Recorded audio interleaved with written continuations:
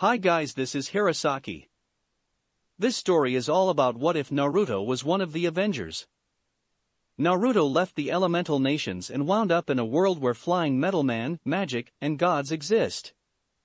Before we start, kindly like and subscribe to this channel, and look over the description box for the author of this amazing storyline. Chapter 1, Prologue, In a New World. The Ruins of Uzushiogakure. Well, I guess this is it, huh? Naruto said with a sad voice.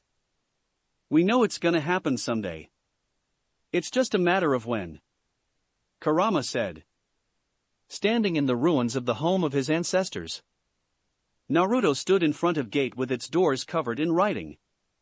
He wore a dark orange jacket over a black long-sleeve shirt. He also wore a modified black umbu pants with multiple pockets and a pair of brown boots. His long bright blonde hair is covered by the hood of his jacket. After the defeat of Kaguya Otsutsuki, a short period of peace has been observed in the elemental nations. Countries and hidden villages alike are working hand in hand to recover from the disasters caused by the Fourth Great Shinobi War. But of course, it wouldn't last long. Everybody knew it. It only takes a single spark of human greed and hate to reverse all the progress achieved. Nobody knew better how fickle human nature is than Naruto Uzumaki Namikaze. The last heir of the Senju and Uzumaki clans from his mother's side, Kushina Uzumaki, and the last heir of the Namikaze clan and member of the Uchiha clan from his father's side, the Yondaime Hokage Minato Namikaze. As a kid, Naruto has always been the target of hate by the citizens of Konoha due to his unique circumstances. He was chosen as the Jinchuriki of the Kyuubi by his own father after it escaped from its previous vessel, his mother. Naruto was raised ignorant from his own heritage by the order of the Sandaime Hokage, Hiruzen Sarutobi. Naruto became the target of scorn and hatred of the ignorant masses due to him being the prison of the Kyuubi. Only recently has this outlook been changed due to his role in the Fourth Shinobi War and the defeat of Kaguya Otsutsuki. Tired of the cycle of hatred, Naruto trained hard to overcome the challenges that the path to peace would face. He became the foremost master of Fuinjutsu, acquired the ultimate dojutsu RinneTenseiSharingan, or simply called Shinigami, became the first full sage, and acquired the Takigakure's famed Kenjutsu, the Jiongu, all after the war. He also set out to allow himself to become the Jinchuriki of the Nine Bijou. Shikaku, Matatabi, Isabu, Son Goku, Kokuo, Saiken, Komiai, Gyuki, and Kurama. This would ensure that the power of the Bijou wouldn't be abused by any hidden village, and would allow some form of freedom to the Bijou due to his modified Death God seal that allows partial autonomy of the Bijou inside the seal. An unforeseen side effect of all the power he acquired was that he became essentially immortal. An overreaction to his predicament, he decided to leave the world he has known and live a relatively normal life in another world. He dedicated his knowledge of Fuinjutsu and near limitless amount of chakra in his disposal, created a bridge to another world. Packing up everything he would need and saying one last goodbye to the only world he has known, the 21-year-old Naruto, the hero of the elemental nations, left the world in a flash of light so bright it rivaled the sun, without so much as a goodbye to his friends and families. Central Park, New York, USA, 2005. That is the worst Hiroshigan ever. Naruto shouted with a fervor. Shut up. If it's bad for you, how about for us in here? Chomei replied with equal enthusiasm. I guess it's a success since we're not dead, Gyuki added with mirth. Kit, we need to get out of here. We may have attracted some unwanted attention with our exit, Kurama advised. Yeah. I'm going. Sheesh, Naruto said. Applying suppression seals on his nape to cover his chakra signature, he left the scene in as much speed and stealth he could muster without chakra enhancements. Hiding in the shadows of the trees around him, he noticed there are paths and structures in the forest. On second thought, it's not a forest, but a large park. Who the hell makes a park the size of Konoha? Naruto thought to himself. It took 10 seconds for him to reach the clearing of the park. Still hiding from the shadows, Naruto took notice of the world he landed on. What he saw awed and surprised him. Buildings higher than the Hokage monument everywhere, carriages running without horses or ox, bright lights that reach for the sky and people, lots and lots of people. All were looking towards where he came from. Holy shit, Isabu drawled out. Imagine climbing one of those. Son Goku blurted out. You're really just big monkey, aren't you? Kokuo teased. We need a base of operations while we figure out how this world works. Saiken said. Yeah. Let me try something. I feel we are still not far enough from where we came. Naruto said. Getting Hirosaki kunai from his pocket, he threw it hard at a 45-degree angle to maximize distance, and to miss any buildings in its immediate path. When he felt the kunai stopped, he asked Kurama, any people near where that kunai landed? None from what I can tell. Kurama replied. Okay, here goes nothing. With a flash of light, he's gone. Chapter 2, Blinding Light. The Triskelion, Washington, D.C. March 28, 2005, 21:15 H. Local. An unassuming man is moving quickly down the corridor to report to his boss. Tension can clearly be seen even if he is feigning a calm exterior. Everyone can see it, causing them to move aside to let him through. He's a Caucasian wearing tailored suit and black leather shoes. He has dark brown hair and a receding hairline. He is Agent Phil Coulson, the right-hand man of the Director of the Strategic Homeland Intervention, Enforcement and Logistics Division, or SHIELD. An expert in information gathering, stealth, and diplomacy, he has already seen more things than people would believe and can keep his calm through even some of the most chaotic of scenarios. He is generally considered an easygoing individual with a great sense of humor. To find him reacting this way would mean an entirely unprecedented event occurred. Reaching his destination, he knocked twice and entered the office. He saw his boss pacing back and forth behind his desk while talking on the phone. Yes, Mr. President. We already have a quick response team on site with a secondary team en route. Yes. Yes, sir, we'll send an update when able. Goodbye, sir. Facing Coulson is an intimidating bald African-American man. He is wearing an all-black combat attire covered by a black leather trench coat. Another notable characteristic is a black eye patch covering his left eye, covering a large scar running across it. What the hell happened, Coulson? I had to find out in 083 event from POTUS. Good thing we had people close by who at least had the brains to check it out and take control of the situation. Now I'm going to ask with all the calm that I can muster. What the fuck is going on? The man known as Nick Fury asked, finally ending his tirade. Nicholas Fury, or simply known as Nick Fury, is the director of SHIELD. SHIELD is formed to protect the world from things they are not ready to know, and at its head is the quintessential spy. If one thinks of spies, he is what usually forms in your head. He's an expert on deep infiltration, espionage, and assassination.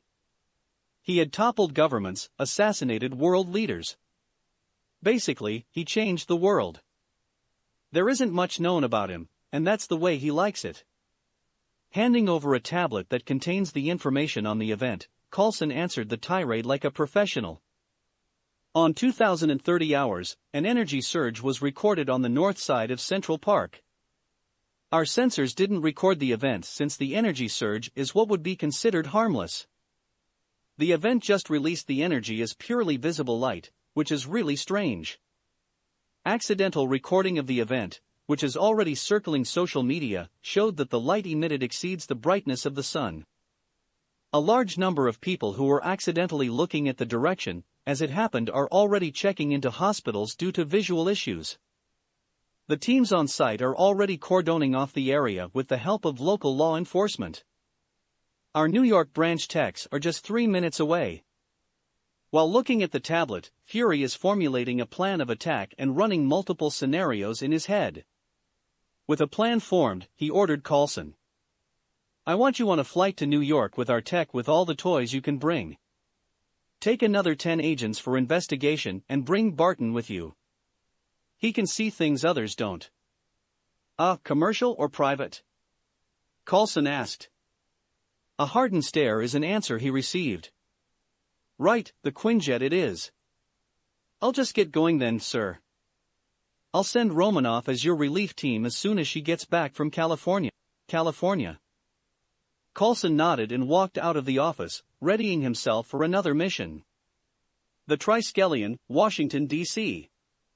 March 28, 2005, 21:45 H. Local. Agent Clint Barton is in a meeting room waiting to be briefed about an urgent mission he'd just been informed about. He is already on his way to the dormitories after his daily workout and conditioning when he has been called back through his phone. He really would like to complain about his working hours if only he had one. Being a high-level SHIELD agent meant that he had irregular hours and can be called at any time. He already changed into his standard sleeveless SHIELD combat uniform. His trusty weapon in a carry case beneath the table. Some would describe Agent Barton serious guy on a mission, but easygoing and relatable off of it. He is also considered a special kind of prodigy. He has a recorded eyesight of 25, near-perfect recall, and an outstanding eye-to-hand coordination. A master marksman in most conventional weaponry by 18, and a gifted infiltrator specializing in assassination and bodyguard missions. What makes people consider him a little weird is his choice of weaponry, which is the bow and arrow. SHIELD Tech has upgraded his choice of weapon to allow him to deal with many situations with just a change of the arrow tip that can be remotely changed. Looking around the room, he counted 20 people in the room, excluding himself. Based on his observations, 10 of them are definitely field agents, and the other 10 are techs. This looks like big op with this many field agents, but why in the hell do we need these many techs? Barton thought to himself. Technicians or techs are their scientists. They usually stay in the labs, but certain circumstances may need them. He tapped the shoulder of the field agent in front of him and asked, "Got any idea what all this is about?" No, sir. I have just been called from leave. I haven't even started yet. Sir. The agent answered in a nervous tone when he recognized who was asking him. Not receiving any information, he spied a tech looking in his phone. He walked over to the tech at the other side of the room. Barton asked, "You have any news about the op?" "I may have some idea, Agent Barton." The tech answered. All the people in the room are now focused on the conversation. Well. Agent Barton urged the tech to continue. Yes. Browsing at his phone. At approximately 8:30 this evening, a bright flashlight was observed at Central Park, showing the video playing on his phone to the audience in the room. Since our sensors didn't record any spike either in infrared, UV radiation, or otherwise, the only explanation left is that the event is just like a large flashlight, only just a few stops brighter than the sun. We are currently unable to form any hypothesis about the event. Well, that's basically the gist of what I'm gonna say. A new voice was heard from the doorway. Everybody swung their heads to who it is. "Hey, Phil. You're the one who called us in?" Barton asked. Coulson walked over to the podium and said, "No. Orders came from Fury himself with urging from the president." Wow. So, this is a big deal, huh? When are we going to go? In half an hour. I want everyone to pack for at least a week. Bring all the sensors, machines, or doodads that you may need, and you might think unavailable at the New York field office. We're going to take a Quinjet to our hotel and start tomorrow morning. Coulson ordered. You heard him, let's go. Barton urged the people in the room when no one stood up. The people in the room started to file out quickly to prepare for travel. How bad is it? Barton asked Coulson with a touch of worry in his voice. Not as bad as you might think. Coulson significantly calmed down from his earlier state. It is considered an 083 event. It just caused minor panic to the populace. You know New York, if it doesn't affect them, they don't care. The president is just concerned since he's going to run for re-election, and New York is one of his big bases.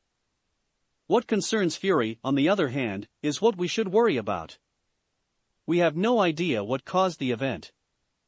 Zilch, zero, nada. Remember what the text said about the sensors?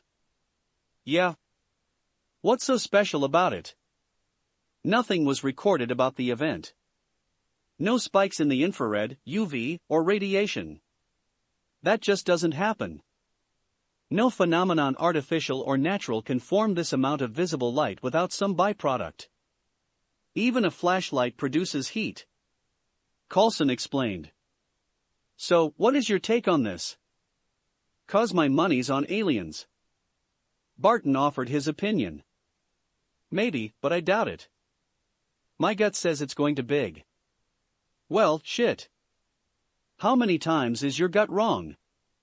Not much. Well, I hope you're wrong. They separate from each other at the corridor's intersection with a sense of foreboding on what is to come. Chapter 3, Not Stealthy Enough. Mojave Desert, California, 2005. A man suddenly in the middle of the desert. God damn it, Kurama. Why didn't you tell me it landed that fucking far? I really hate those long-range Hirations. Naruto complained. Well, you didn't ask. At least it's not as bad as that Hiration gate you made. That's just a doozy. Kurama replied. I really like this place. Can we stay here, please? Shikaka said with extreme enthusiasm. No way, only you can love this place, Sandbrain. Isabu countered. Ha! What did you just say? All right. Shut up. Gyuki roared at the two. Naruto looked around and observed where he landed. It looked like he landed in the middle of a desert. The sun is just setting, leaving a beautiful image to behold. There are no structures anywhere in sight, only some mountain ranges on the horizon. He looked down on his feet and saw a small crater only half a foot in diameter. At the center, his Hiroshin kunai. Thanks, Gyuki. We're not going to stay here, Isabu. There's almost nothing here. It might be perfect for a base if we're hiding, but we need information. Kurama, can you figure out where are the largest cities near here? Naruto said. Look to your left. There's a large city there. It has more people than the whole land of fire combined, or...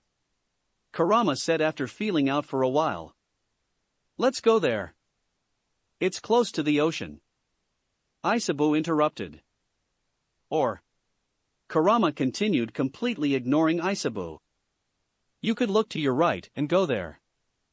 It's significantly closer and smaller. Naruto looked at both directions, thinking of what to do. After some time, he finally created a plan of attack. He reached for the chakra suppression tag on his neck that burnt out due to the use of Hiroshin. He placed it in one of the storage seals tattooed on his arm. He then created a shadow clone and handed over a Hiroshin kunai and a sealing tag to it. Go to the city to the left. Find some out-of-the-way area in the city and hide the kunai. Use the tag to siphon of chakra from me. Create 1,000 shadow clones and collect information there. I'll come over later. Yes, boss. The clone saluted and ran to execute his orders. And don't forget to use henge. Naruto shouted over to the clone. Are you sure that's a great idea? Kurama asked. What's the worst that could happen? Don't jinx us, Kit. He picked up the kunai on the ground and placed it again in his storage seal. He then ran to the opposite direction of his clone as fast as he can. Edwards Air Force Base, California. March 28, 2005, 17:35 H. Local. Edwards Air Force Base is an Air Force installation built in 1933, approximately 35 kilometers NE of Los Angeles. Throughout the years, it served as one of the military bases used to defend the American western seaboard.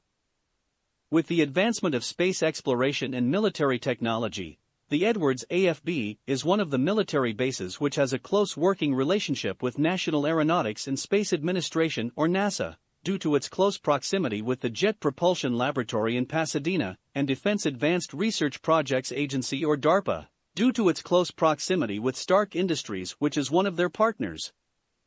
Because of the working relationships with these government agencies, several experimental and advanced technologies are housed or controlled in this base. Of the dozens of technologies being tested, 2 things would detect one of the first signs of Naruto. The first is an experimental detection system invented by Stark Industries. Laser Diffusion Detection Relay, or simply called LDR, is an advanced detection and mapping system that can be used to accurately guide short-range missiles or help small-scale logistical planning. It uses a short series of prisms and satellite relays to diffuse high and low-energy lasers to create a real-time 3D rendition of the environment up to 250 kilometers away. It won't penetrate inside buildings or houses, but it can be used to see people and cars in motion in a surprising amount of detail. Currently, it can't detect colors due to the limited amount of detail the lasers can detect. The amount of data processed by the system would require a supercomputer to process about 200 gigabytes of data a second, which the technology at that time could barely achieve. The second is a group of satellites working in unison to produce high-quality real-time surveillance video or picture. It is called God's Eyes, or Geo-Orbital Diametric Synchronization Identification and Surveillance. Developed by DARPA with the help of NASA, this was designed to capture surveillance photos of high-value targets for future operations.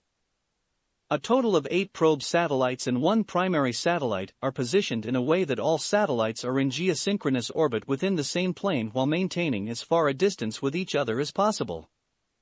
The primary satellite would always be placed in the center of an octagonal plane made by the probe satellites. Each probe satellite is equipped with a high-quality reflection telescope with each centimeter of the mirror capable of minute adjustments to offset the atmosphere's refraction of light. The primary satellite would be the central relay of all the probe satellites, and would always be directly overhead the target area. The photo or video produced is a compilation of 9 different camera angles of the same area taken at the same time. This would help the computer create a high-quality 3D model of the area. The quality of the photo or video developed is comparable to shots taken only 5 meters away. The maximum area of capture is 100 kilometers diameter, with quality decreasing the further the target is from the center. Technical Sergeant Jonah Hernandez is relaxing in front of his workstation, waiting for dinner. He enlisted for the Air Force to achieve his dream of flying around the world while still serving his country as his father, Captain Joaquin Hernandez of the Army. Well, he is currently not flying anything but some paper airplanes in his barracks now and again. But at least he gets to play with the cool new toys developed by the military, since he is one of the smarter persons in the base. He is currently the test handler of the latter system. He sometimes just spies on some random people going about their lives, but now, something more serious has been picked up by the system. That can't be right, Hernandez said to himself while looking at the notification on his screen. It is showing that an approximately 25 centimeters long object traveled at supersonic speeds and crash-landed near the edge of the visible zone. "Hey Collins, can you take a look at this for me?" Hernandez called Technical Sergeant Elizabeth Collins, the technical operator of the God's Eyes system. Walking over to Hernandez's station, he hunched over and looked over the data in the monitor. Turning over the rendered map a couple of times and playing back the replay a couple of times, she finally said, "What the hell is that? Is that a rocket?" "No, too small. It's showing it crashed from somewhere east." "I know, I'm looking at it too. Don't give me attitude. You're the one who called me here." Yeah, I'm sorry. But can you use the eye to look at what happened? I know it's over Vegas near the crash site." "Apology accepted." Give me a second.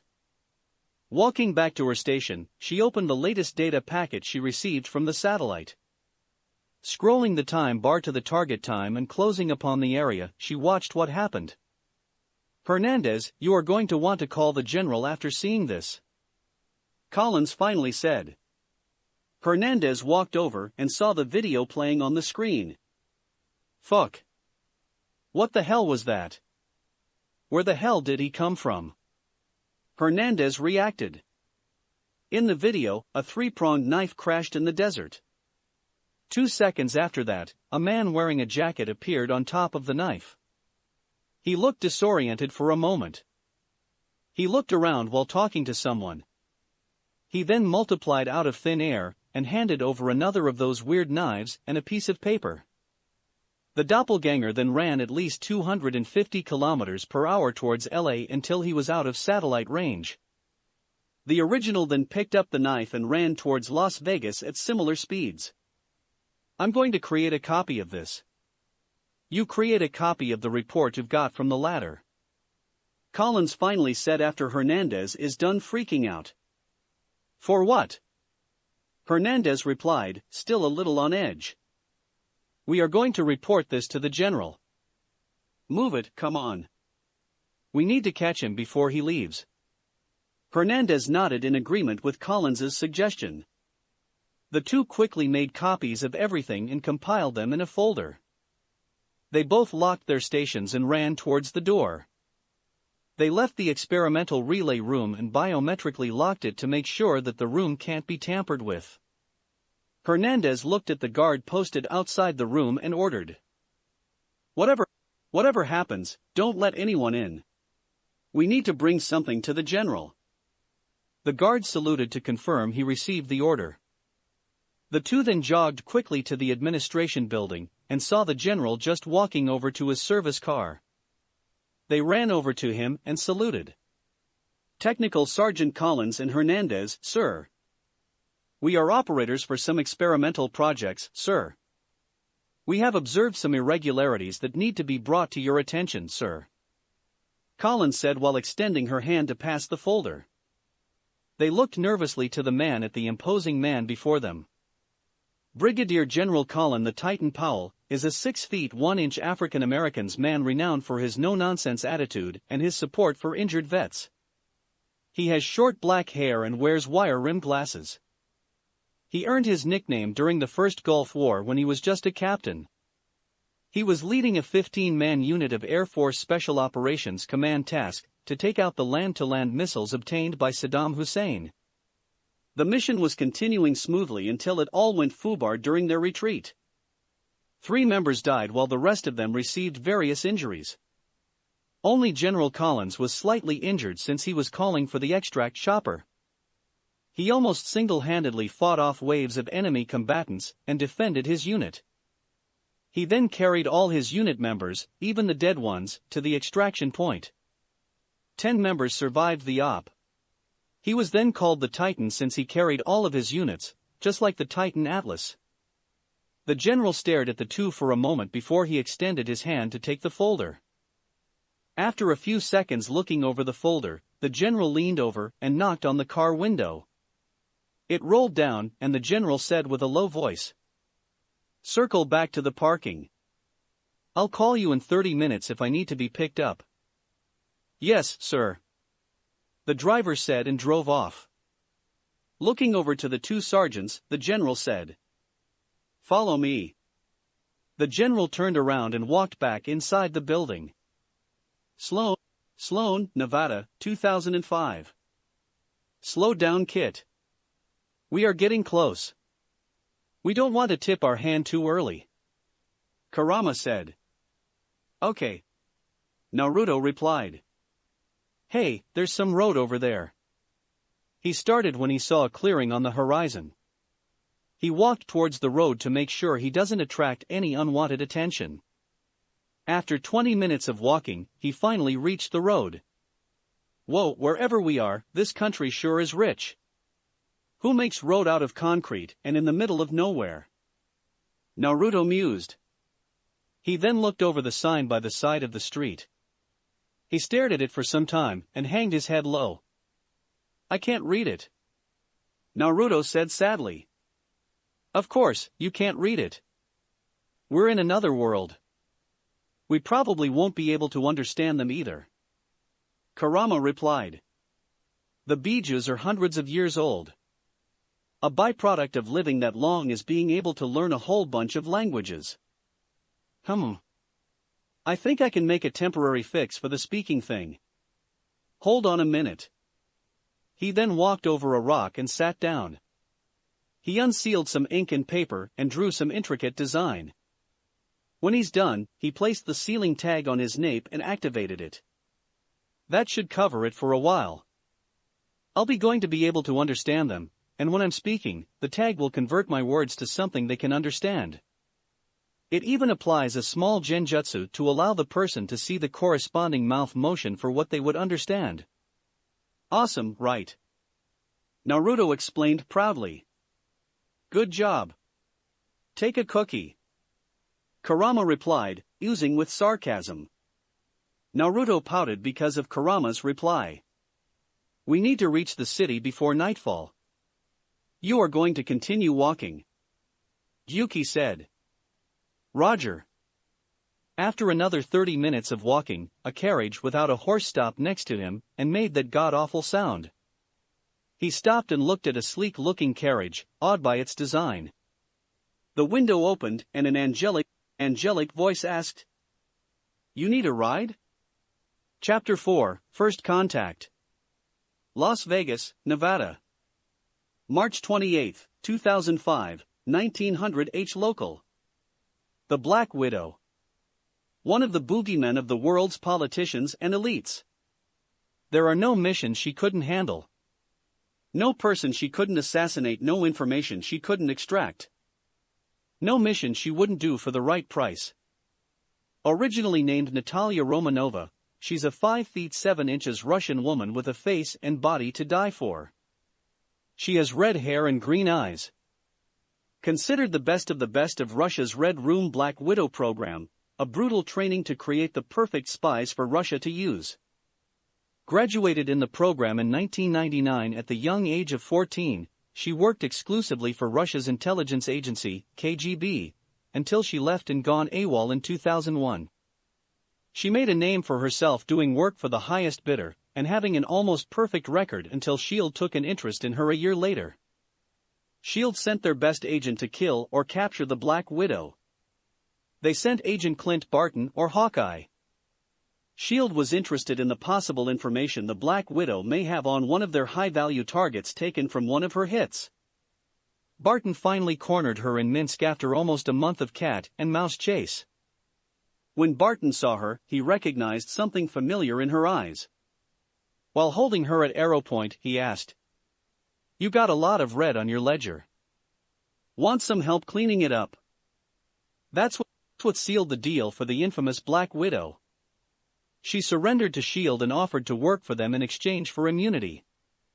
She went for 6 months of intensive accelerated course for S.H.I.E.L.D. agents and passed with flying colors. Fury considered her as one of the best steals he got. Barton became her go-to partner due to the close working and personal relationship they developed in the past 2 years. She currently only takes her orders from director Fury himself. She is currently on her way to Las Vegas to relax and unwind. It's one of the perks for being placed so high up in the food chain. You can get vacation time for every top priority mission, although she doesn't do this often. Her latest mission is taking care of a Chinese spy working as an engineer in Stark Industries. The whole mission was a textbook operation, except for the high-profile position of the spy inside the company. His sudden disappearance would cause some reaction from the company. She's driving down I-15 in her advance release, and S.H.I.E.L.D. upgraded Koenigsegg CCX when she saw a man walking just past Genesport Aviation Center. She usually would just drive past the guy, but all her instincts are telling her to pull over. She slowed down to a stop beside the guy, rolled down the passenger side window, honked her horn and asked, "You need a ride?"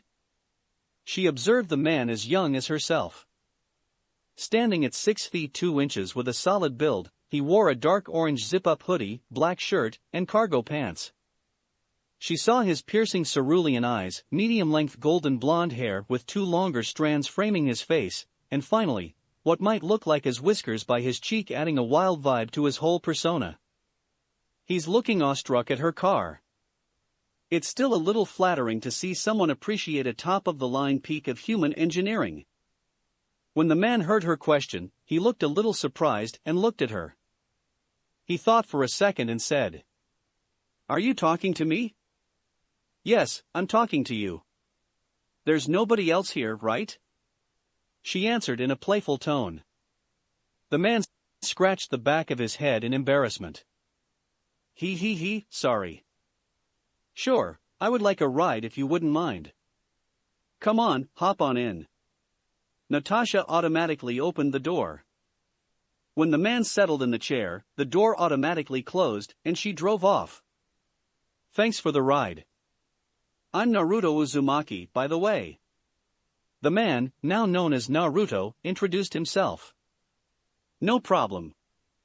I'm Natalie Rockford," Natasha said in response, using one of her aliases. The spy business is a pretty unpredictable profession. Even the smallest of slip-ups can lead to death. It's better to be safe than sorry. Looking over the guy discreetly, she's looking for any sign of deception on his part. You don't get this good being a spy without being able to find out if someone is lying or not.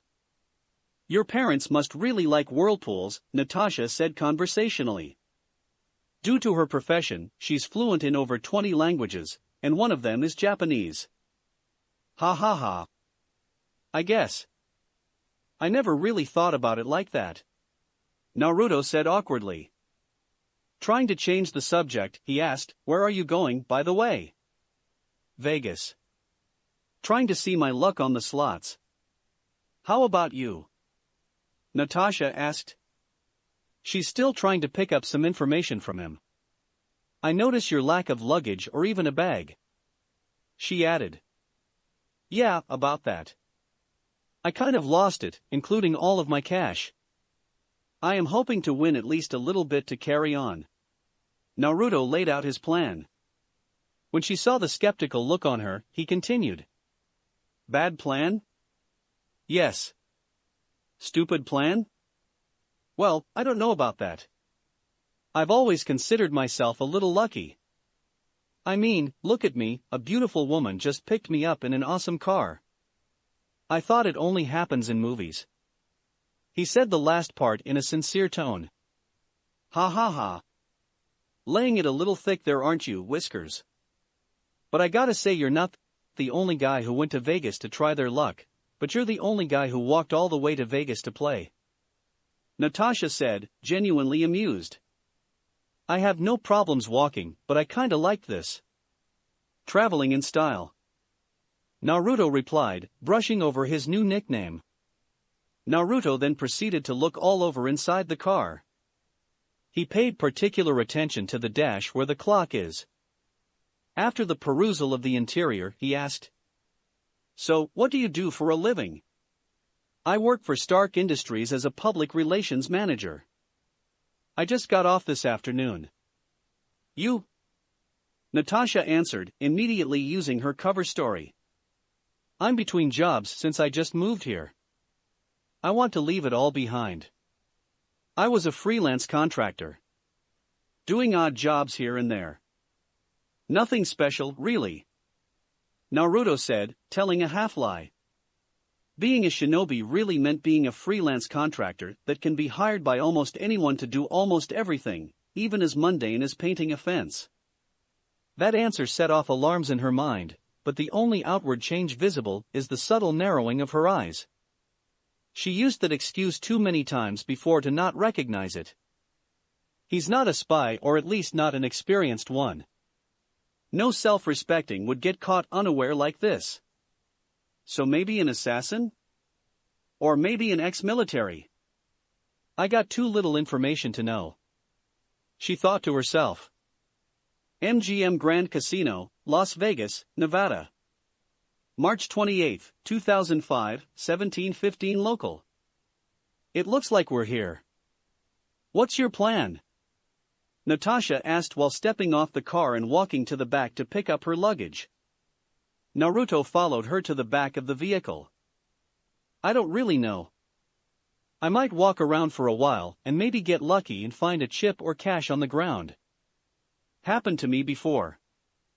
She took the bag from her trunk and closed it. She then walked over to the valet and then proceeded to move towards the hotel's front of the entrance. Well, good luck to you. I hope we get to see each other again.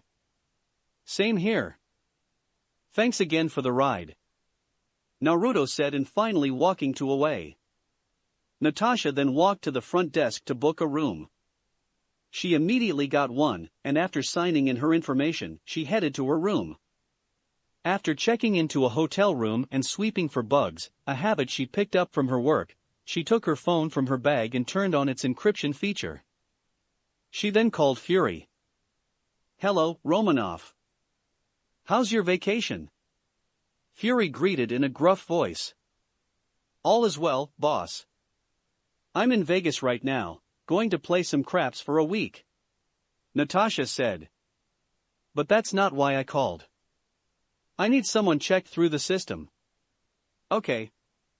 What's the name, and why should I run him or her? Fury asked with a touch of curiosity. Natasha's phone has access to its database. The only explanation she would let him run the check is if there is something about the person he needs to know about. Him. The name's Naruto Uzumaki. 6 feet 4 inches, blonde hair, blue eyes, possibly Japanese ancestry due to his name. Natasha described. Picked him up near Sloan on my way to Vegas, walking by the side of the road. Oh, by the way, he has whiskers. She continued. On the other side of the line, Fury is inputting the details on his computer when he suddenly paused and said. Excuse me? Whiskers? Yes, whiskers. Natasha said in a deadpan tone.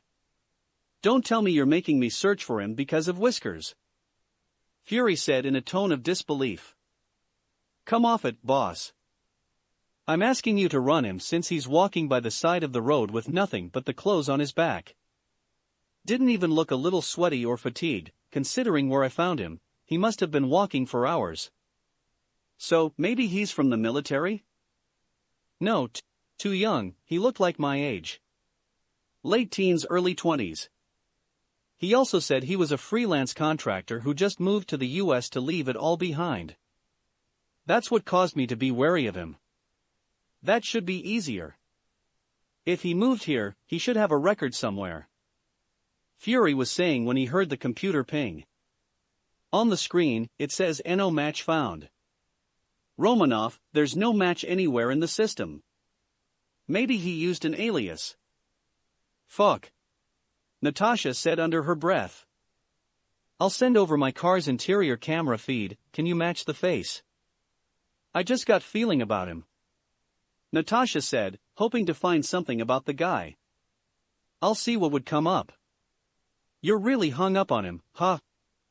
Fury said with a teasing tone. Oh, and by the way, don't fly to DC. Head straight to New York. Your team would meet you there. Team? I rarely operate with a team, especially on local soil. It's not that kind of op. You'll lead the relief team sent to New York to investigate an 083 event that happened in Central Park. POTUS is writing my ass about it since it happened. I'll send you the details. Roger. Don't cut your vacation. Coulson and Barton are on site. Relax for now. Thanks, boss. Good night. Romanov said, then hanged up the phone. She remotely downloaded the video from her car, then sent it to Fury. Who the hell are you? Natasha mused to herself, and then she went to bed. Las Vegas, Nevada. March 28, 2005, 17:30 local. Achoo. Ooh. Somebody's thinking about you. Maybe it's the nice girl you met. Chome teased. Don't get started again on that, Chome, and next time don't start shouting and interjecting the whole time when I'm talking to someone. Confuses the hell out of me. Naruto complained.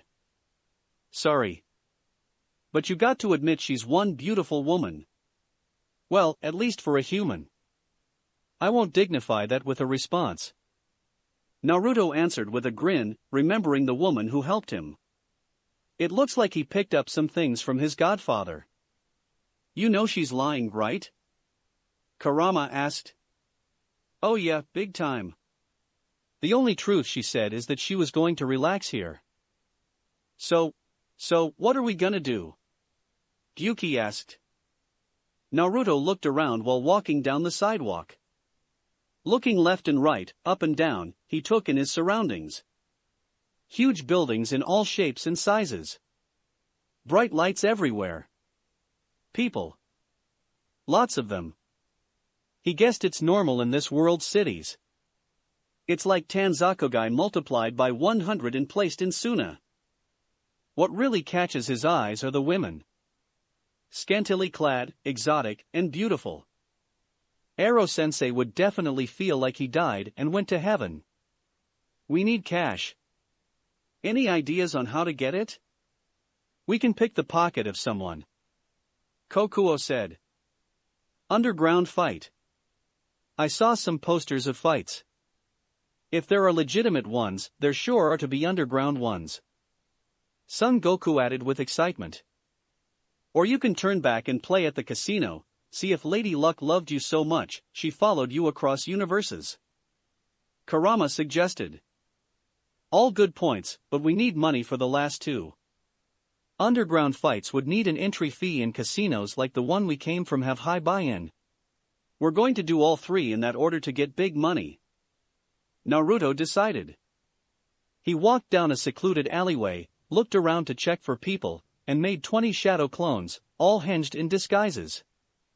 You guys spread out and gather information. Find underground fights with high prize money and one of those guys that can make a fake identity. The more expensive it is, the better. We might need one of those. Dispel when you find one. He ordered the clones. The clones nodded sunshined away. He then created another 20 clones and ordered. You guys pick the pocket of anyone who might look like a rich guy you come across. Just get the cash then return the wallet from where you took it. We'll meet back here in 1.5 hours. The clones then separated to find marks. Naruto learned to pickpocket since he was a kid. His harsh living conditions due to the hatred of his village resulted in him learning how to do it just to stay alive. Getting punched, choked, or stabbed when he gets caught certainly made for a powerful motivator. Walking out of the alleyway, he just continued his stroll down the sidewalk and just enjoying the view. Chapter 5, The Fall of the Whirlpools. Las Vegas, Nevada. March 28, 2005, 2100 H local. Alright, how much we've got? Naruto said to his clones when he came to meet all the clones tasked with picking pockets. We know you'd ask us that, boss, so we found out how much it is since we don't even know what each of the papers is worth. A clone then dispelled to send the information to the original. The memories of the clone rushed into his mind. He saw he successfully picked 42 marks in 1.5 hours. It also showed 7 denominations of the paper money with its respective appearance called dollars. 1, 2, 5, 10, 20, 50, and 100. He also got the memory of the basic number system, which is exactly like what his old world used except for the symbols for numbers. Good job, guys, but you may have gone a little overboard if the clone that just dispelled is any indication. So how much was our haul? $221,456. A clone said with a touch of giddiness. I still don't how much that is. Naruto said with a blank look. We found a store that sells instant ramen. Everyone got a dreamy look on their face imagining the food of the gods. And the cheapest sell them at around $1 after taxes. Whoa. Based on that, we have approximately 2 South Class mission pay with us. We're rich. Every clone just nodded vigorously with a smile. Wait, what do you mean after taxes? He suddenly asked, noticing the weird wording used by his clone. Well, from what we gathered, stores just place the base price and add tax when ringing up the purchase. The weird thing is, it's different in different parts of the country. This country is divided into 50 smaller protectorates called states, and each of them has a different tax rate. Ugh, they just had to make it really hard. Sheesh. Okay, guys, great work. The clones one by one handed over the cash and dispelled. He placed a $1,000 of random bills in his pocket and sealed the rest for later use. That's a lot of money, Kit. We can finally go to stage 2. When are we going to fight? Kurama asked, vibrating with excitement. Well, 3 of the scouting clones already dispelled. The best one with big money is somewhere north of here in an abandoned warehouse. It looks like a lot of high rollers and VIPs are there, which means a lot of money. Naruto said, remembering the memories of the 3 clones that dispelled. The 17 remaining clones are just now looking for a fixer for fake identification. Well, what are we waiting for? Let's go. Kurama urged. Wait a minute. You might kill those guys accidentally. Everyone in this world only has enough chakra to keep them alive. Our civilians are tougher than the civilians of this world. Saiken said. Might I suggest upping your gravity seals and maximizing the resistance seals? Those would up you from 200 times gravity to 500 times and from resistance level 8 to resistance level 10. Matatabi suggested. Not a bad idea. Wait a minute. Naruto said while adjusting the seals. He reminisced on how he got those seals, including his storage seal. Flashback start. When he decided to remove the bijou from the clutches of the hidden villages, he knew he needed to be a seal master just like his parents. He started learning from the only other seal master he knew, his godfather, Jiraiya of the Sannin. After he exhausted all of the knowledge available to his godfather, he prepared for a journey to the land of the master of the seals, Uzushi-Ogakure. Uzushi-Ogakure, or the village hidden in the whirlpools, was the home village of his mother. It was also known as the village of longevity due to the long lifespans of the Uzumaki. The village without the country was located between fire and water country. The village became known for its seal masters attributed to Uzumaki's natural talent for building up and breaking down seals. Kirigakure, Iwagakure, and Kumogakure felt threatened by Uzushi-Ogakure's rise to power. They created an alliance of 120,000 troops which consists of 40,000 shinobis, 70,000 soldiers and conscripts, and 10,000 samurais. The last 2 were lent by their daimyos with the promise of overwhelming victory and massive spoils. Unfortunately for the alliance, they forgot one tenet of being a shinobi. Never fight a seal master on their own terms. Uzushi-Ogakure has a population of 15,000. 10,000 of which are combat ready with another 2,000 studying or retired shinobi. Of the total 12,000 available forces, 8,000 of them are seal adepts. 1,000 of which are seal masters. When the alliance came on thousands of ships and pushed through Uzushi-Ogakure's infamous whirlpools, they were expecting the people to tremble in fear and surrender. What they didn't expect is an instant attack the moment they saw the walls. Even against overwhelming odds, the Uzumakis never wavered. They employed all the tricks to hold off the invading forces. They used suicide seal bombs, spacetime traps, multi-elemental jutsus, and all the other tricks. 3 days and 2 nights, they hold off the enemy forces expecting their sister village, Konoha, would come to their rescue. But alas, they can't hold of destiny. Their time has come. In a final act of spite, they collected all their possessions. Metal, precious gems, relics, books, and scrolls. All of which are sealed in a single sealing scroll, only to be opened by a mainline Uzumaki. The scroll was then placed inside the country's strongest sealing vault. When all the people able to escape and all their valuables sealed, the remaining 1,000 shinobis sacrificed their lives to fuel a powerful summoning jutsu. they summoned the Death God.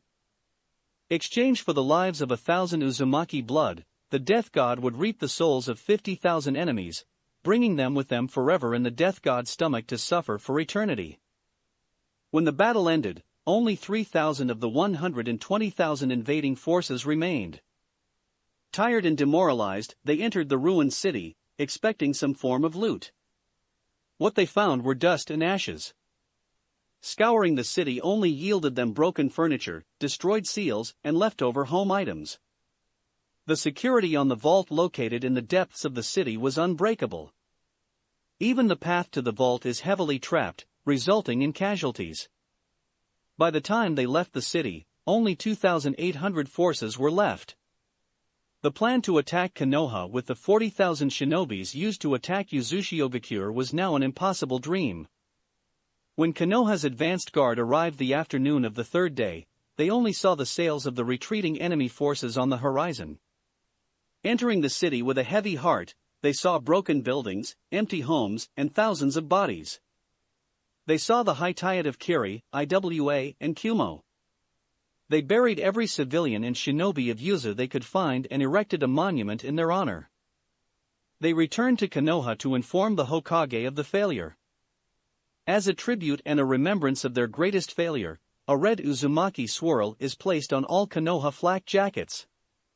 Naruto arrived on Uzushiogakure.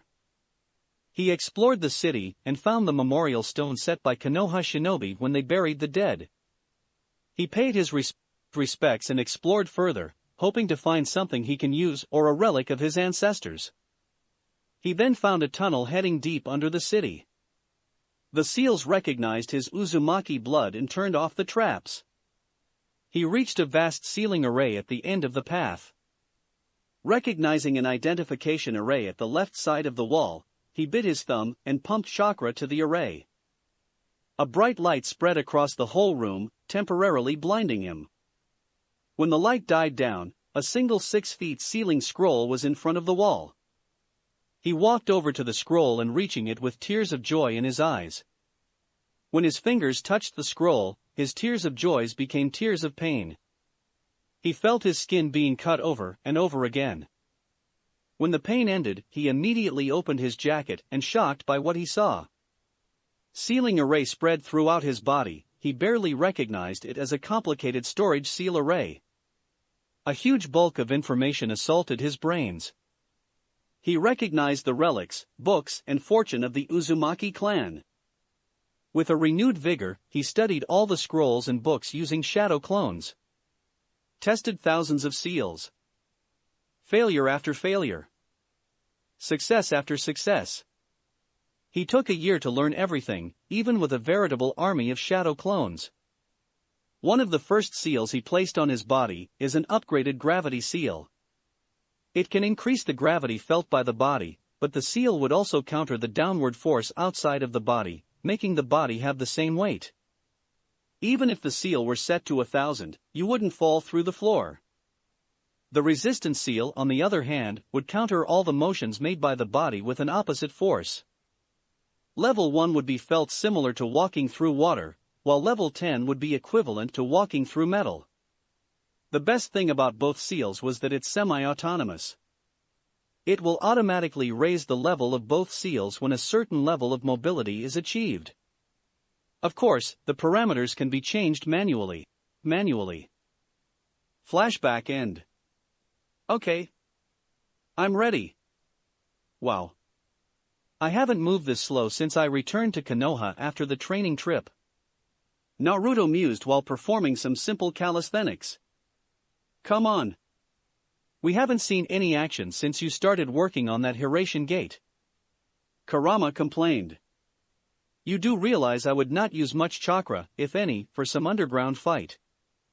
Naruto said, pointing out the fact that Kurama would not be able to do anything while walking towards the direction where his clone came from. Yeah. I just want to see some fight. Ignore him, Naruto. Remember, theatrics. It will win you over more money. If there's anything I learned from B, the money will come easier with little theatrics. Gyuki advised. After 10 minutes of walking and idle chatter between the bijou and him, he finally reached the warehouse where the fight is happening according to the memory he received from his clone. Walking to the back of the entrance, he knocked on a nondescript wall.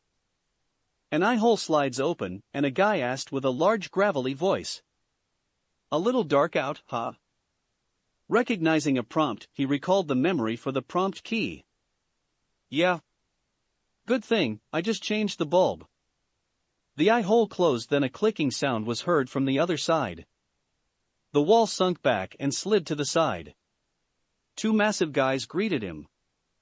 One dark-skinned and the other light-skinned. Both are bald and wearing a suit. "Come on," the dark-skinned guard ordered. Naruto went in and is greeted by a long narrow brick hallway that ends with an intersection. The light-skinned guard closed the door and said, "Stand over to the wall facing it." The guard then walked towards him and patted him down for weapons. "Guest or fighter?" "Fighter," Naruto said in a confident tone. When the guard finished checking him for weapons, he said, "Walk to the end of the hall and turn right. Knock on the door twice. Now go," the guard said with finality. Naruto then walked towards the hallway, facing downward. Nobody saw the mischievous grin he has on his face, even by the cameras. Chapter 6, The Fight and the Offer. Las Vegas, Nevada. March 28, 2005, 21:20 local. Naruto knocked on the door twice as instructed.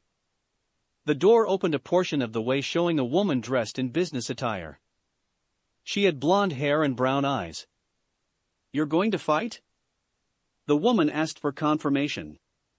"Yeah," Naruto replied. The woman stepped aside and motioned for him to come in. $2,000 entry fee. Every fight you win, you get $5,000. You win 2 fights, and you get in the tournament later. It's an all-or-nothing game. You get to take home $250,000, 5% of the gate, and 10% of your betting pool. The woman informed him in a brisk tone. "Sign here before you fight." The woman continued while showing him a piece of paper. Naruto signed the paper with an alias of Menma. He then placed his hands in his pocket, unsealed some cash, and made a show of counting the money before placing $2,000 on the table. He then placed the remaining money in his pocket and sealed it again. When your number is called, you go to the ring. Your number is 32.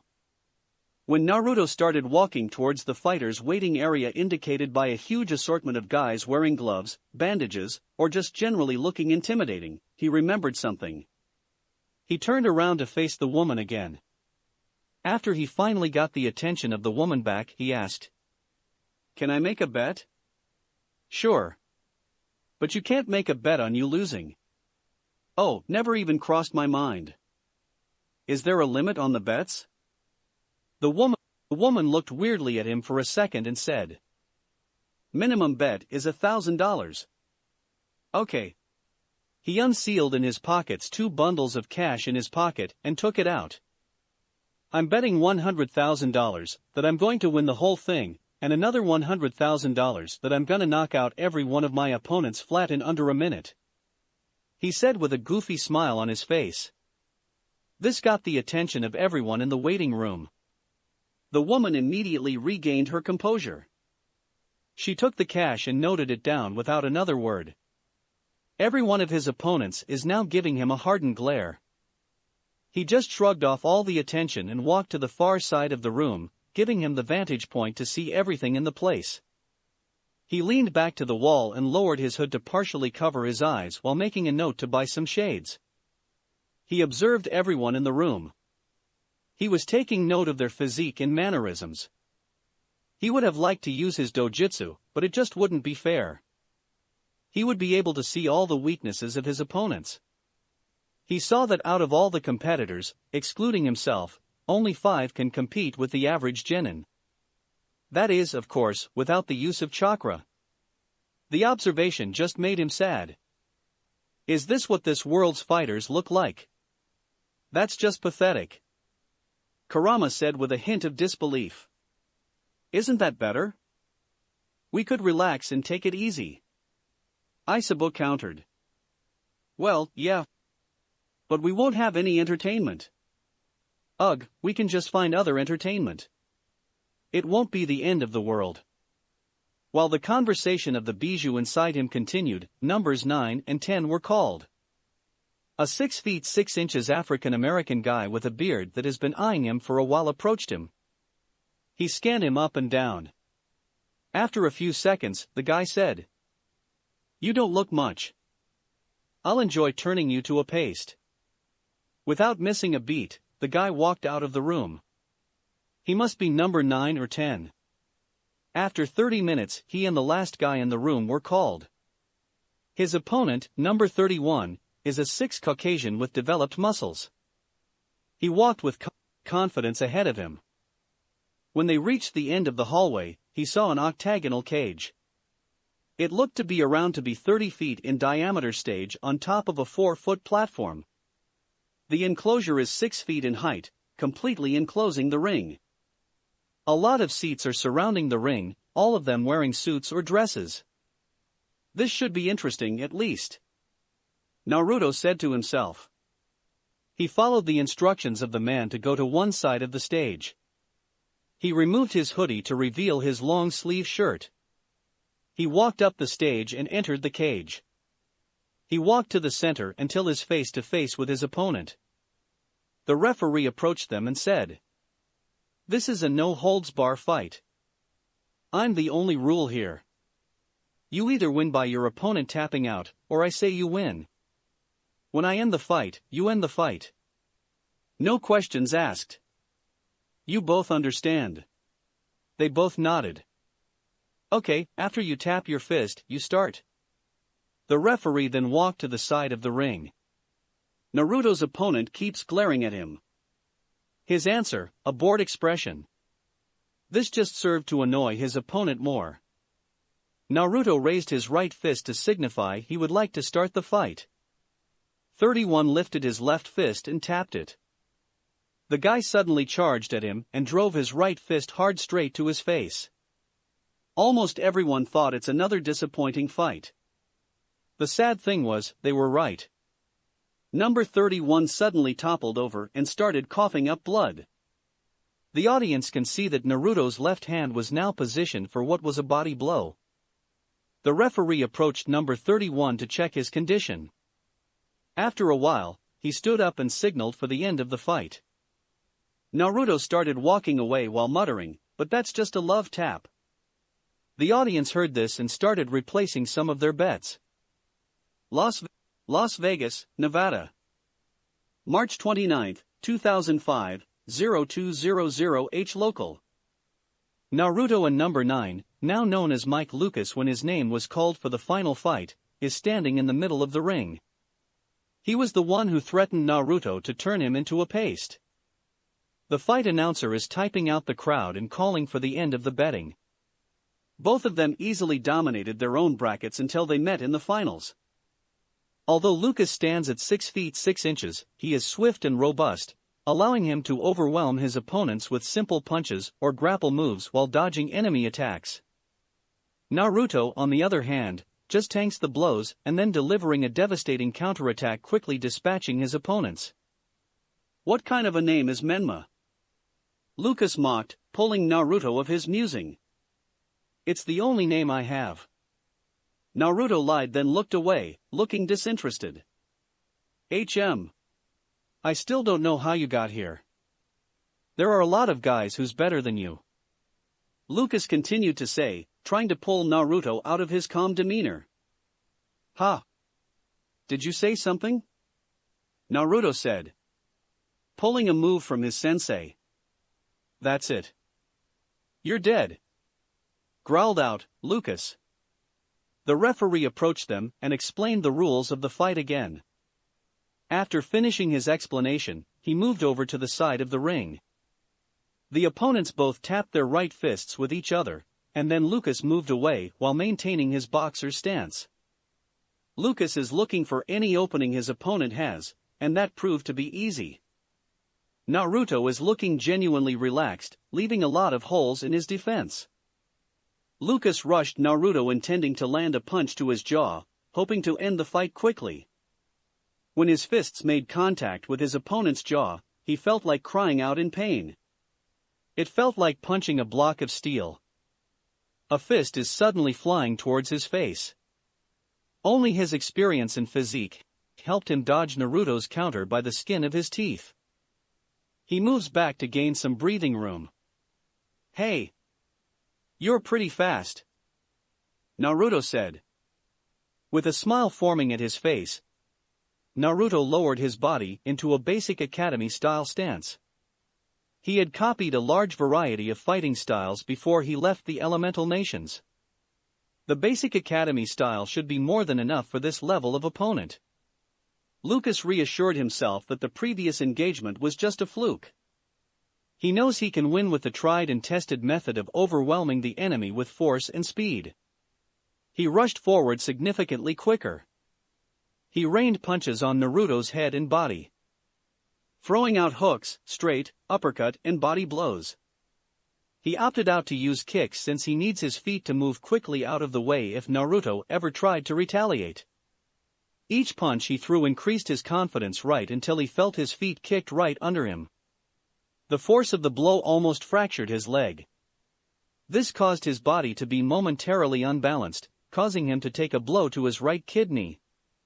It felt like a car crashed into him, causing him to fold over. When he was falling down to his knees, Naruto threw a perfectly timed left uppercut, effectively keeping him upright but dazed. Seeing the world spinning and doubled, he finally knew he bit off more than he can chew. Naruto moved back half a step and whirled, turning it to a brutal roundhouse kick. It laid out Mike Lucas, immediately turning his lights off. A few pieces of tooth flew out of his mouth, alongside spit and blood. Seeing the state of Lucas, the referee immediately raised Naruto's hand, indicating he won the fight. Naruto was led to a back room where he could collect his winnings.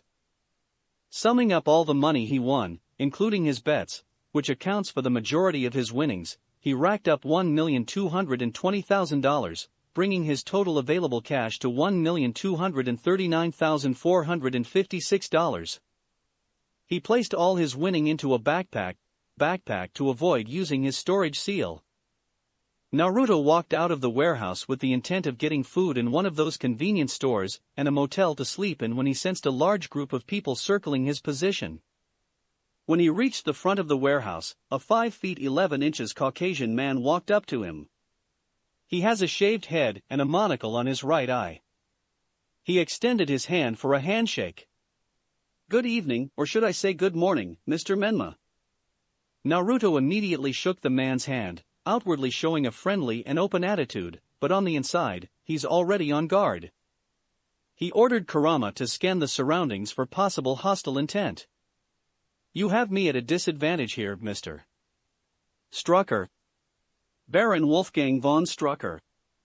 The two unclasped their hands and looked at each other for a moment, trying to get a read on each other. After a few more seconds, Naruto asked, "Well, Mr. Strucker, I doubt you would approach me at this time without some form of business?"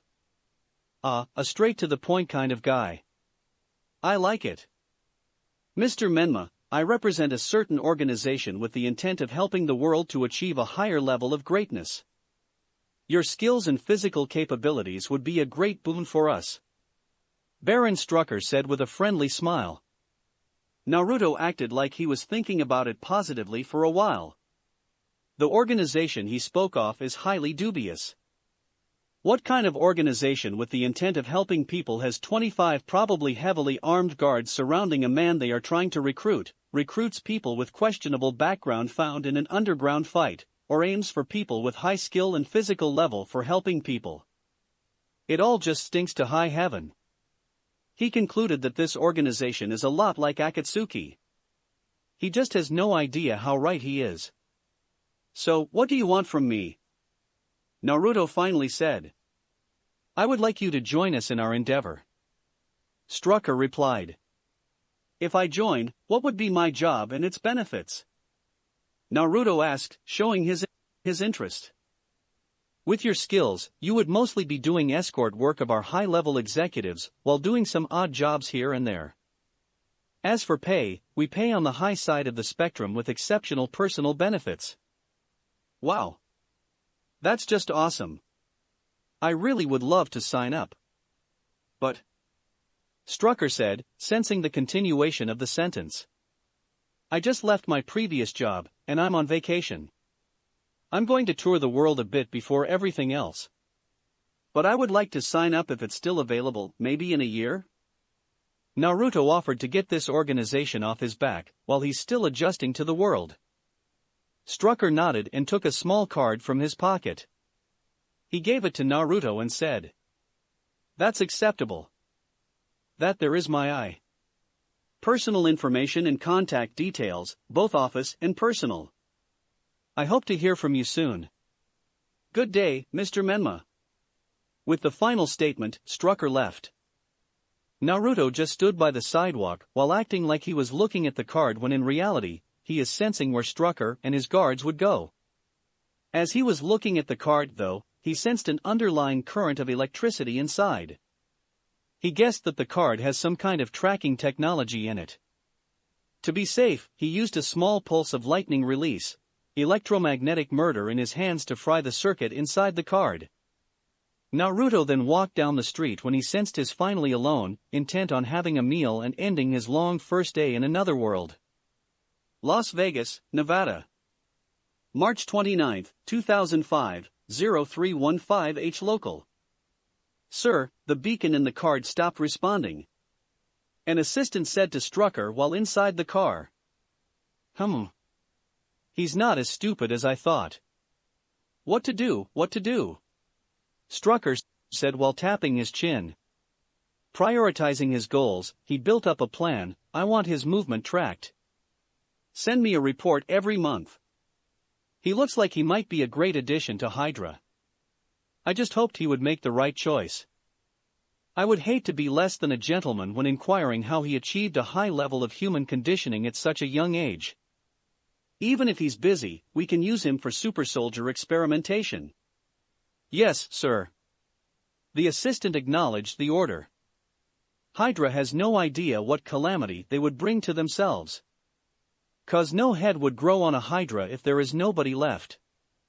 Chapter 7, First Crumbs. Edwards Air Force Base, California. March 29, 2005, 0300H local. The general and the two technical sergeants have been poring over the recordings and the reports all through the night trying to make sense of the occurrence. They first considered it as a glitch in the system, but immediately scrapped that idea. The systems are operational, and no errors are found even through a rigorous battery of tests. General Powell has opted out of going home to study the instantaneous appearance of the man in the middle of the Mojave Desert. This mysterious man obviously constitutes a breach in national security. If he is capable of showing up like that anywhere, what's to say he won't be able just to show up inside the White House and assassinated the president without anyone being able to do anything? Worse yet, he can get in anywhere and take anything out, like nuclear launch codes. Do anyone else know about this or have a copy of this recording? General Powell asked the two sergeants seriously. No, sir. We immediately took this to you. The only copy left is in the system hard drive you locked down. Collins replied. Good, from now on, this is classified above top secret for eyes only.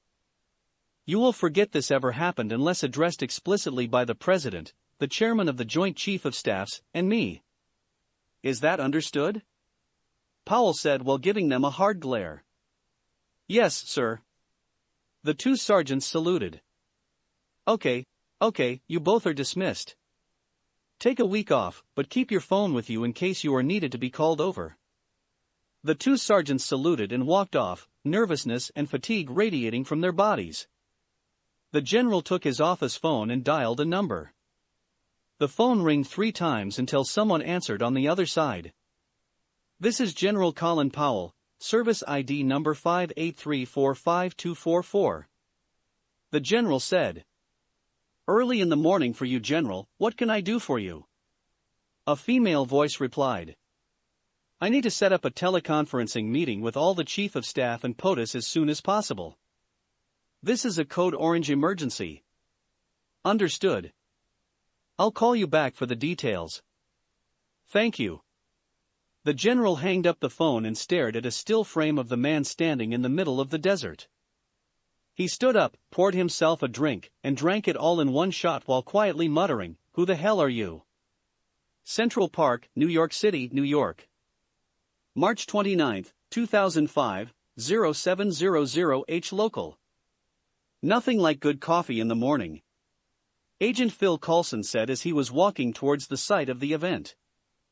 By his side is Agent Clint Barton drinking his own cup of coffee, while silently scanning his surroundings, a trait he can't seem to turn off even when he knows the area is safe. Trailing behind them are the field agents and techs they brought with them, each carrying gears they might need.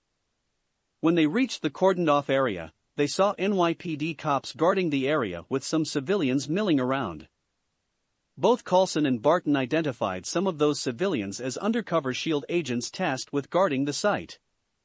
The cordoned-off area is approximately 20 m x 20 m. A large area since the exact point of the event can't be determined since no marks were left on the ground.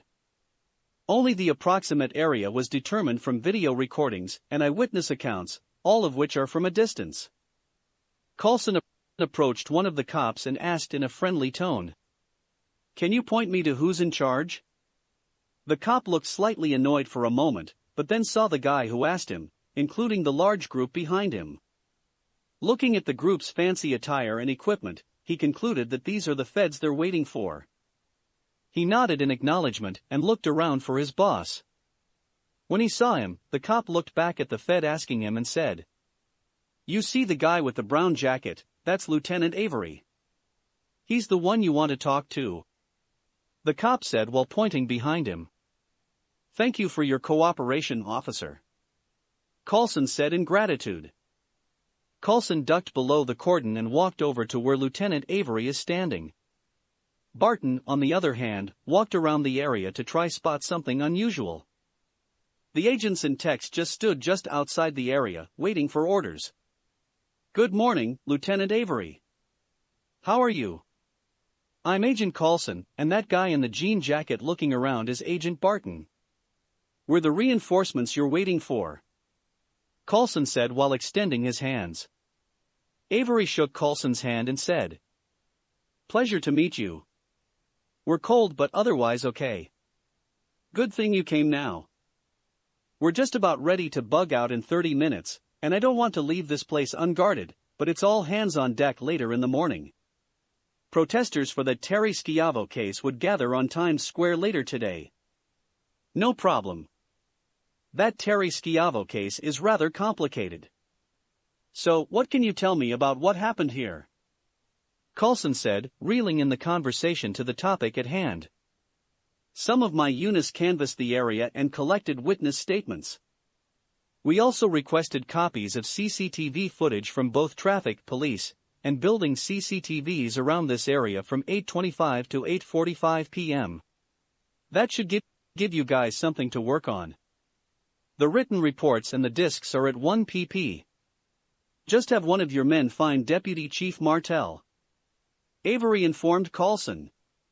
"That's great, Lieutenant. You and your boys can go home. We'll take it from here." "Much appreciated, Agent Coulson," Lieutenant Avery said. He then looked over to the cops guarding the area and shouted, "Come on. We're going for a quick chow then going home." Avery and the other cops then left the area. Coulson watched them go for a moment then walked over to his men. "Mahoney and Johnson, take a car and get those reports. It'll be at 1 pp. Talk to Deputy Chief Martel. Diaz and James, your security. The others, you know your jobs. Go," Coulson ordered. The agents and techs immediately scrambled to accomplish their orders. As this was happening, Barton walked over to Coulson's side. "You know, we should expand the perimeter," Barton suggested. "Why? What did you see?" Coulson asked curiously. "Follow me." Barton then walked to the center of the cordoned-off area with Coulson following him. When they reached the center, Barton handed over to Coulson a pair of binoculars he was holding. "Look over there. Can you see that tree over there? The cherry blossoms?" Barton asked while pointing to a tree some distance away. "Yeah." "What am I looking for?" Coulson asked while looking through the binoculars. "Look at the trunk, near the base of the tree. Is that kanji script?" "Yup, but it has Hindi and other scripts I can't identify." "That mark, it's exactly north of here and 100 meters far from where we're standing. You can measure it." "Yeah. I believe you," Coulson said, trusting Barton's skill. "That's not all. Look behind you, another blossom. That's exactly 100 m south of here. Those writings are present in all 8 directions exactly 100 m from this spot. The weird thing is, I'm fairly certain they were not there before the event." "Why would you say that?" "If I'm right and all those trees are exactly 100 m from here, it's just too perfect of a placement. It's unnatural." "You're right." Coulson finally agreed. He called over a tech and ordered, "I want you to mark where I'm standing. Using this as a reference, measure the distance and the direction from here to that tree over there. When you have it, come back to me." The technician nodded and executed Coulson's orders. Barton and Coulson moved over to the perimeter of the area. "So, what's your take on this?" Barton asked. "Well, I got a lot of idea of what might have happened. None of them are conclusive. If I added those weird symbols, it becomes a little more worrying. Care to share some of it? I'm currently thinking of 2 of the possibly worst outcomes. 1, something or someone activated a type of a beacon. To what end, I have no idea," Coulson said in a serious voice, losing his trademark smile.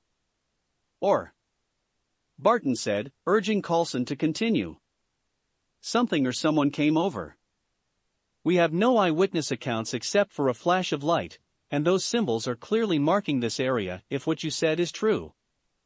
Barton just remained dumbfounded on Coulson's hypothesis. Thinking it over, both of those scenarios are undoubtedly possible, especially in their line of work. While Barton was mulling over what Coulson just said, the tech approached them. "Sir, the tree is exactly north of where you were just standing. It's also exactly 100 meters away from the trunk to the center of the area," the tech reported. Coulson faced Barton and said, "Looks like you were right." Coulson faced the tech again and said, "Okay, here's what I want you to do. Take another 4 guys with you.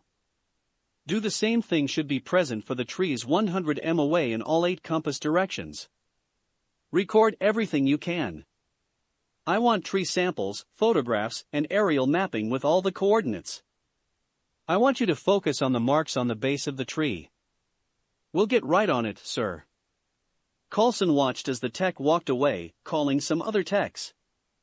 "I hoped that would shed some light on it." Coulson mused. "I just hope you're wrong." Barton answered.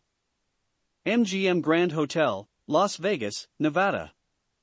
March 29, 2005, 0800H local. "Hello?" A drowsy Natalia Romanova answered the phone. "Good morning, Ms. Rockford. This is your requested 8 a.m. wake-up call." The receptionist on the other side reminded in a jolly voice. "Oh, thank you. Can you confirm my spa appointment?" "Certainly, Ms. Rockford. One moment please." Tapping sound could be heard on the other end of the line. "Your appointment was set at 10 a.m. Is that acceptable?" "Yes, that's perfect." "Oh, can you send up an English breakfast and 2 large black coffee?" "Certainly, Ms. Rockford. Is there anything else?" "No. Nothing else. Thank you." Natasha then hanged up the phone. After finishing her morning ritual, she changed into blue jeans, a white t-shirt, white sneakers, and a black leather jacket. She heard a knock on the door while finishing her makeup. She looked into the eye-hole who was on the other side. When she saw it's her room service, she opened her door and gestured the hotel attendant to bring the food in. The attendant set the food up and left, receiving a $50 tip. Natasha called Fury while eating her meal. "Good morning, boss." Natasha greeted Fury. "You left me quite a puzzle, Romanov." Fury answered in reply. "The picture you sent of one Naruto Uzumaki didn't come up on any database. He's basically a ghost. Even on the overseas databases? I should amend my statement. He didn't come up on every database," Fury said with a touch of annoyance. "I'll try to find him while I'm here. He's probably really good to not have any record of him," Natasha said, not knowing that Naruto didn't come from their world. "Tread carefully, Agent Romanov. I still have a need for you yet," Fury said in a half-joking manner. "Ha ha ha. Sure thing, boss. Thanks for the favor. Goodbye, Agent Romanov," Fury said, then hanged up the phone. Natasha placed her phone in her pocket and finished her meal. She left her room to attend her spa appointment while thinking about how to accomplish her self-imposed mission. That's it for this reading. Hit like and subscribe for a free ticket pass going to the different worlds of anime fanfictions. Looking forward to having you on board again.